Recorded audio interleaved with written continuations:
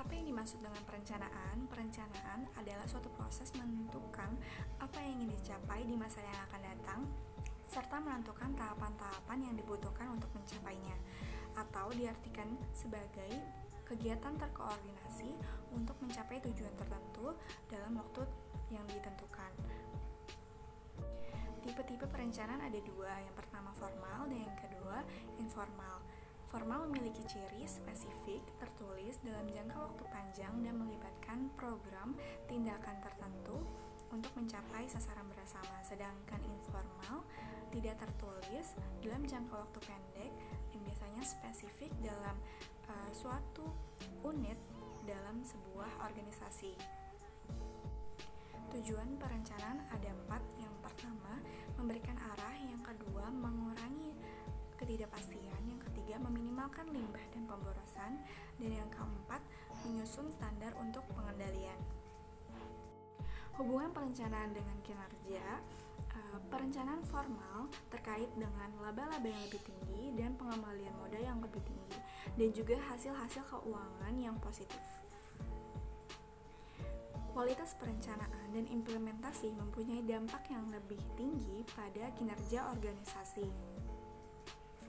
Lingkungan eksternal dapat mengurangi dampak perencanaan pada kinerja.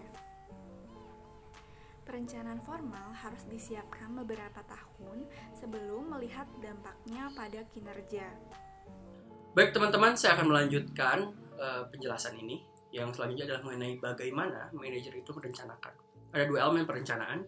Yang pertama adalah sasaran, atau juga biasa disebut dengan tujuan. Yang kedua adalah rencana. Sasaran adalah hasil yang diinginkan oleh individu, kelompok, atau organisasi secara keseluruhan, memberikan arahan dan evaluasi kriteria kinerja. Sementara untuk rencana adalah dokumen yang merangkum cara mencapai sasaran, menggambarkan alokasi sumber daya, dan penyusunan jadwal serta tindakan lain yang diperlukan untuk mencapai sasaran. Intinya adalah sasaran adalah apa yang menjadi sebuah gagasan.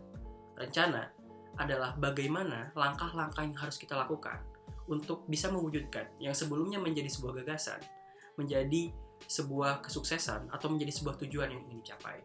Seperti itu. Selanjutnya adalah ada tipe-tipe sasaran.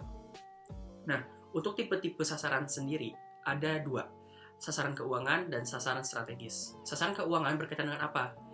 Berkaitan dengan kinerja keuangan internal yang diharapkan organisasi. Itu. Sementara sasaran strategis berkaitan dengan kriteria atau dengan kinerja dari perusahaan terhadap faktor lingkungan eksternal. Misalnya, perbandingan antara internal dari perusahaannya sendiri kepada pesaingnya, seperti itu. Contohnya apa saja teman-teman? Untuk sasaran keuangan sendiri itu contohnya ada pertumbuhan pendapatan yang lebih cepat, pertumbuhan perolehan laba yang lebih cepat, dividen yang lebih tinggi, margin laba yang lebih besar, seperti itu, dan yang lain-lain. Teman-teman bisa lihat sendiri. Kemudian ada sasaran strategis. Nah, kalau sasaran strategis itu adalah bagaimana pangsa pasar yang lebih besar, mutu produk yang lebih tinggi, biaya yang lebih rendah, dan relatif terhadap pesaing kunci, lini produk yang lebih luas atau menarik, seperti itu. Jadi bagaimana posisi daya saing kita terhadap pesaing-pesaing kita, seperti itu. Itu untuk perbedaannya. Kemudian ada tipe-tipe rencana. Ini dibagi 4, teman-teman. Penjelasannya akan kita coba bahas di slide selanjutnya. Intinya teman-teman bisa lihat sendiri. Ini ada 4 pembagiannya, seperti itu. Jadi dari bagaimana waktunya, dari bagaimana sebuah tingkat kekhususannya, bagaimana juga tentang bagaimana penggunaannya, dan juga cakupannya seperti apa, seperti itu. Ini bisa dilihat dari 4 poin ini berikut dengan pembagiannya. Nah, kita bisa lihat di slide selanjutnya. Next.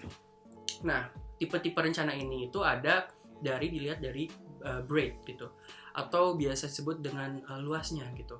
Nah, berlaku untuk seluruh organisasi nih. Kalau rencana strategis itu adalah berlaku untuk seluruh organisasi, merupakan sasaran organisasi secara keseluruhan, seperti itu. Sementara untuk rencana operasional itu tuh menempatkan posisi organisasi itu terhadap lingkungannya, jadi meliputi jangka waktu yang lama. Kemudian rencananya yang merinci, dan kemudian cara mencapai sasaran dan meliputi jangka waktu yang lebih relatif pendek. Itu perbedaannya.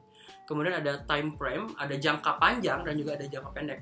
Nah, kalau untuk jangka panjang sendiri ini itu biasanya jangka waktunya lebih dari 3 atau 5 tahun, seperti itu. Kurang dari itu berarti itu disebut dengan rencana jangka pendek, seperti itu. Rencana dengan jangka waktu 1 tahun atau kurang, seperti itu. Jadi dilihatlah bagaimana sebuah rencana ini itu bisa berjalan atau digunakan. Kemudian ada tingkat khususnya adalah specificity. Rencana spesifik adalah rencana dengan sasaran yang didefinisikan jelas dan tidak memberi ruang untuk penafsiran lain. Kemudian rencana pengarah bukan rencana fleksibel sebagai pedoman, memberi fokus tetapi leluasa dalam implementasinya. Kemudian ada penggunaan nih. Ada yang rencananya sekali pakai dan ada yang rencananya terus-menerus.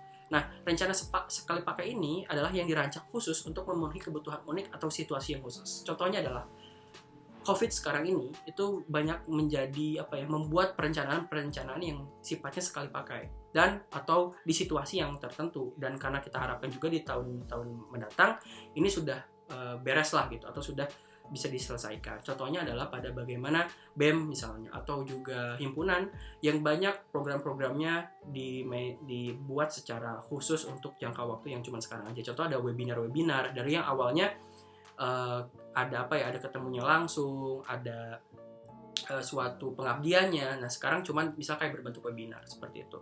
Kemudian rencana terus-menerus, rencana yang berkesinambungan dan yang menjadi pedoman untuk kegiatan yang berulang-ulang. Contohnya seperti suatu program kerja ya, kalau misalnya di organisasi seperti itu. Misalnya kayak MPKMB gitu. Itu sebuah rencana yang akan selalu ada karena dibutuhkan gitu. Untuk bagaimana siswa bisa mengenal. Dan itu pasti selalu dibutuhkan secara terus-menerus seperti itu. Untuk dari sebuah urgensinya tuh bisa dilihat dari situ seperti itu. Kemudian ini bisa dilihat rencana spesifik versus pengarah seperti itu. Kalau misalnya rencana untuk kalau misalnya rencana yang spesifik itu tuh sasarannya didefinisikan jelas dan tidak memberi ruang penafsiran, bisa dilihat ya. Jadi tidak ada ruang penafsiran di sini ya. Kalau rencana spesifik, dia melewati berbagai macam ini nih. Saya coba tafsirkan ini tuh tidak ada penafsiran lain yang merah-merah itu saya anggap sebagai sebuah penafsiran misalnya. Sementara kalau directional plans itu tuh kayak terarah tapi juga memberikan ruang-ruang penafsiran seperti itu. Apabila saya mengartikannya seperti itu teman-teman. Jadi untuk rencana spesifik dan rencana pengarah seperti itu. Jadi untuk rencana yang pengarah itu lebih memberi fokus gitu ya, tetapi tidak leluasa dalam implementasi itu katanya. Kemudian kalau misalnya rencana spesifik itu saya ulang kembali lagi bahwa sasaran yang definisikan itu jelas, tapi yaitu tidak memberikan ruang-ruang terhadap penafsiran lain. Mungkin itu saja yang bisa saya sampaikan, selanjutnya akan dijelaskan oleh rekan saya. Terima kasih.